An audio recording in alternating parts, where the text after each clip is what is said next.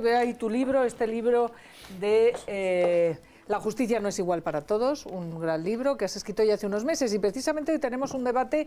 No queremos ser técnicos, pero sí que nos preocupa enormemente lo que ha ocurrido, no porque sea escasa la sentencia, que a mí 22 años, alguien que entra en tu casa, te secuestra, te pega un susto de muerte a golpe de pistola, aunque luego no fuera de verdad, pero me parece que estará bien traído, pero uno lo pone en proporción y resulta que asesinar a Marta del Castillo es más barato, 20 años, y a la niña Mariluz, que también la asesinaron y violaron, en fin, no sé, de todo, horrible, pues resulta que fue lo mismo que secuestrar a la familia de Bárcenas. Quiero que veas el vídeo, que vean todos ustedes el vídeo que les ha preparado Marta García Bruno, y vamos a analizar qué es lo que está pasando en España con las condenas, si son desproporcionadas en unos casos o están bien, pero hay que subir en otros, y luego ya ni hablamos del cumplimiento de las condenas, como hemos visto aquí con la doctrina Parot, pero vamos a verlo. El debate sobre si la justicia es igual o no para todos vuelve tras conocerse la sentencia para el falso cura que asaltó la casa de Luis Bárcenas. 22 años de cárcel por un delito de allanamiento de morada, 3 de secuestros, 3 de amenazas, tenencia ilícita de armas y 3 faltas de lesiones. ¿Es excesiva su pena? Sorprende desde luego si lo comparamos con los 20 años de condena que asumió Miguel Carcaño por matar a Marta del Castillo. Fue el asesino confeso, pero al no haber cadáver, la condena fue menor. Al pederasta Santiago del Valle por asesinar a la pequeña Mariluz se le impuso una condena de 22 años de prisión y se espera que no llegue a cumplirlos por buen comportamiento. Podría volver a la calle como otros violadores que ya lo han hecho tras el fin de la doctrina Parot. Condenados en su mayoría a más de 200 años de prisión, ya están fuera tras haber cumplido en algunos casos tan solo 20. Liberados, pero no perdonados por la sociedad, que tampoco perdonará nunca los atentados del 11M. Sin embargo, el único acusado, Rafa Zuller, ya está libre y expulsado de España tras cumplir los insignificantes 10 años de cárcel. Escandalosos casos que no dejan indiferente a nadie, como el de María del Carmen García. Asesinó al violador de su hija y ahora debe cumplir una condena de 5 años y medio de cárcel, a pesar de que tanto la Sala como la Fiscalía habían respaldado un indulto parcial de la mitad de la condena. El Consejo de Ministros denegó conceder la medida de gracia. El último caso llamativo lo está viviendo una familia onubense. Su pesadilla parece que no tiene fin porque, a pesar de que el agresor sexual de la hija sigue viviendo en el edificio de enfrente, la justicia hasta el momento no soluciona el caso. Además de los 2 años de cárcel, se impuso una orden de alejamiento que reiteradamente se incumple, por lo que el acusado debería entrar en prisión. El de Ortega Cano es el caso más popular. Todos los medios, incluidos los de Papel Cuché, se hacían eco el miércoles de su entrada en prisión para cumplir los 2 años, 6 meses y un día por homicidio imprudente y conducción temeraria por el accidente en el que falleció Carlos Parra. La duda es si cumplirá el total de la pena o si, por el contrario, en pocos meses hará el paseillo de vuelta a casa. Debate abierto porque seguramente todos estos casos tendrían menor o igual condena de prisión por delitos más graves, al menos desde la óptica de la sociedad. Bueno, esto es lo que nos ha puesto Marta Baeza encima de la mesa, que realmente yo creo que la gente está hablando y diciendo, no comprendemos cómo es posible que haya estas condenas, o por cortas, o por fuertes, o por lo que sea, pero ¿cómo se puede equiparar el asesinato de una niña con el secuestro de una familia unas horas? Es que esto es comprensible. No, no lo es, Isabel. Luego hablaremos. Y no porque queramos que rebajen la pena al secuestrador, ¿eh? No, o sea, es una sentencia de la Audiencia Provincial donde se le condena a un delito de allanamiento de morada, a 3 delitos de secuestro, a tenencia ilícita de armas, aunque no era un arma real, no era un arma de fuego, y a 3 faltas de lesiones. También se le aplica la atenuante de alteración psíquica. Si no se le hubiera aplicado la atenuante de alteración psíquica, para los que nos están oyendo, es decir, no estaba en su sano juicio, no tenía todos los elementos volitivos y cognitivos para entender lo que hacía, pues se le ha aplicado esa atenuante y, pese a haberle aplicado esa atenuante, salen los 22 años de prisión. Es recurrible, por supuesto, el abogado lo recurrirá. El abogado ha anunciado ya el recurso. Luego, si me permites, Monse, ahora sigues. Está ya el abogado del asaltante de la casa de Bárcenas, Andrés Ruiz Cubero. Buenas tardes. Buenas tardes. Señor Ruiz Cubero, usted ha anunciado ya que va a recurrir esa sentencia que le condena a 22 años de cárcel. Estoy buscando el nombre de su cliente, pero es que ahora mismo... Enrique Olivares. Enrique Olivares, sí, señor. Sí, sí. ¿Usted va a recurrir esa sentencia? Sí, efectivamente, vamos a presentar el anuncio del recurso el lunes o el martes como más tarde. Ya, y exactamente cómo es posible que se le haya condenado a 22 años a Enrique Olivares y que aquí estamos comentando precisamente que el asesinato de Marta del Castillo haya quedado en una condena de 20 años, cuando el fiscal pedía 58, pero 20 años por matar a una chica y 22 años por este secuestro? Mire, pues yo creo que le ha caído esta pena porque el Instituto del Concurso es un arma peligrosísima en manos de algunos jueces. Porque lo que ha hecho es el ponente, lo que ha hecho la sala, que es la que es responsable al fin de la sentencia, es considerar que mi cliente ha cometido con los mismos hechos varios delitos porque ha atacado diferentes bienes jurídicos. Entiendo que la sentencia parece que estuviera hecha con el debido respeto a la sala y al ponente, parece que estuviera hecha por un número 1 de promoción judicial que acaba de salir de la academia, sin ningún sentido de la realidad social.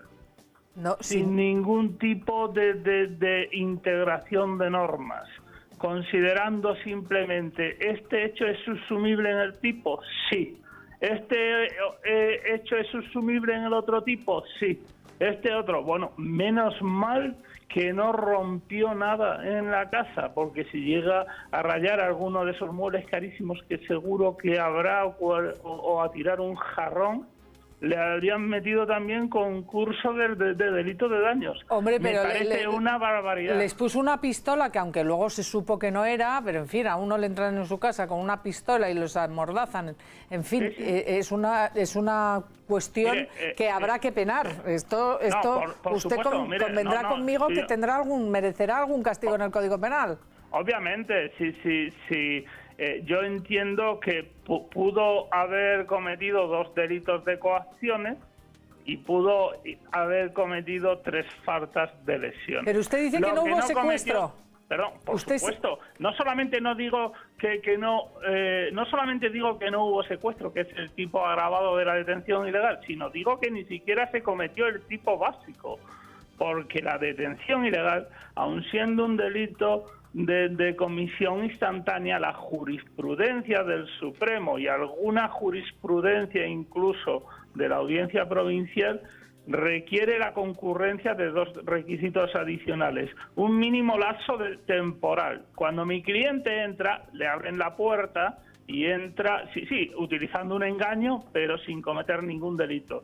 Está hablando con las víctimas durante 20 o 30 minutos sin cometer ningún delito. Si mi cliente se va... O sea, que estaban de cháchara, hombre, tampoco era eso, señor Ruiz Cubero, que estaban ahí de plácida cháchara. No, perdóneme, déjeme que acabe. Si mi cliente se va antes de sacar el arma, no hay ningún delito. Habría habido un acto de mal gusto probablemente, pero el delito comienza en el momento en el que mi cliente saca el arma y se produce esa intimidación, y en el momento en el que ata a las víctimas es cuando se produce el delito. Pero ese delito tuvo una comisión de muy escaso lapso temporal. Se lo dijo el hijo de Bárcenas, se lo dijo a la policía y la policía lo declaró así en el acto de la vista. Fueron breves momentos, porque mi cliente inmediatamente fue reducido. Hubo coacciones. ¿Durante cuánto tiempo estuvieron en esa casa retenidos, como dice usted? No, mire, yo no digo que estuvieran retenidos ni nada, no he utilizado ningún término. Digo que mi cliente empezó a cometer el delito cuando sacó el arma. Y según declaró a la policía, al primer grupo de la policía que llegó a la casa en el momento de suceder los hechos, según declaró el hijo de Bárcenas, fueron breves momentos. Entonces entiendo que no hay lapso temporal mínimamente suficiente para considerar que existe el delito de detención. Bueno, usted es abogado, evidentemente, es su abogado, es su versión. Una pregunta rapidísimo, Carmen Chumarín. Rapidísima. Como usted ha hablado de mal gusto, Yo le pregunto si el mal gusto no fue que el hijo de Bárcenas no le sacara té con pastas a su cliente, visto que estaban allí de conversación amable. No, mire, no, dicho así parece que he querido decir una cosa distinta de lo que he dicho. Quiero decir que si mi cliente se hubiera ido de la casa antes de sacar el arma, no habría habido ningún delito. Habría habido por parte de mi cliente un acto de falta de respeto y de mal gusto, probablemente. O sea, que alguien entre en tu casa, si tú no quieres, no es delito. O sea, te ponen el pie, se te meten en casa... Le abrieron, no se metió en casa, le abrieron la puerta y... Hombre, iba disfrazado de sacerdote. Efectivamente, utilizó un engaño, pero si mi cliente no saca el arma y se va después de hablar en estos 30 minutos que estuvo hablando con ellos sentado en el sofá, se va directamente, no hay ningún ilícito penal en esa acción. O sea, que legalmente eso no hubiera sido delito, pues me deja preocupadísima, vamos. Pues a partir de ahora todos los delincuentes se van a disfrazar de algo que cuele y no hay delito. Mire usted, si el delincuente se disfraza de algo que cuele, como dice usted, y usted le abre la puerta, le invita a pasar y charla con usted un rato y luego se va, sin sacar un arma, sin amenazarla, sin nada de nada, no hay ningún delito, efectivamente. Pero sí, la versión, yo tenía entendido que sí que les amenazó, les maniató, les tenía aterrorizados, estuvieron con... Hasta un golpe. Estoy diciendo a partir de que saca el arma. Y el arma la saca solo unos segundos. Saca el arma, a partir del momento en el que saca el arma, que la saca cuando ya llevaba 30 minutos en la casa, en amigable charla, a partir de ese momento es cuando se produce el delito. Y desde el momento en que mi cliente saca el arma y los ata a las víctimas, a partir de ese momento hasta que mi cliente es reducido, son breves momentos, como máximo 5, 6, 10 minutos, no más. Bueno, pues ahí está una pregunta última, que compañero. Entonces, tenía que haber sido condenado a 3 delitos de coacciones y 3 faltas de lesiones y no a todos los delitos que suma la audiencia, ¿no? Precisamente lo que yo solicité para mi cliente, en el caso de que no fuera estimada la eximente de enajenación mental, es que fuera condenado como autor de 2 delitos de coacciones y 3 delitos de faltas. Porque la coacción la realizó sobre todo con la señora Bárcenas y su hijo, la coacción para pretender conseguir algo. La otra señora, la empleada doméstica, efectivamente, la maniató, pero inmediatamente la soltó y le dio una medicina que necesitaba y tal. Entonces cometió la falta. Entiendo que tampoco hubo coacción con ella. Serían 2 delitos de coacción. Bueno, Alberto, Andrés Ruiz Cubero, muchas gracias por haber hablado aquí en Más Claro. Y ya veremos en qué queda ese recurso. ¿Qué os ha parecido? A mí me ha sorprendido. A mí un caballero, este señor que se disfraza de cura y que encima le da la medicina a la empleada. Pero si jurídicamente tiene razón el abogado, la intención de este hombre que está con trastorno mental transitorio, la intención era coger un pendrive. Vamos a ver si somos también, vamos a ver. Y el hecho de que sea una sentencia de 22 años de prisión con una persona vestida de cura que no tiene un arma de fuego, que es verdad que entra en una casa, que es verdad, bueno, bien, pero no se lleva nada, no roba nada, no se caga ninguna... Pero estamos comparando, y eso es merecedor de 22 años de prisión una persona que tiene un trastorno mental transitorio. Estamos comparando eso con un delito de violación. Yo estoy en mi familia, pero vamos a ver, si a mí me entran en mi casa y me sacan una pistola, me maniatan a quien sea, te aseguro que sí saben. No sé si habrá que equipararlo a asesinato. Yo creo que el problema es otro. Pero es gravísimo. No es que le condenen a este señor a 20 años, que puede que esté muy bien condenado. El problema es que al asesino de Marta del Castillo le han condenado a menos de lo que le tenían que haber condenado. 2 años porque este señor, suponiendo que no prospere la apelación, el recurso, al final, dentro de 8 o 10 años va a estar en la calle. Y 8 o 10 años. El de Marta del Castillo, 6. Por eso. Dicen que puede salir con 5 o 6 años que va a estar en prisión por haber entrado y dejar amordazada a una familia y haber sacado un arma que ellos no sabían si era cierto o no. No me parece. El problema de por qué la justicia no es igual para todos, como tú escribes, es...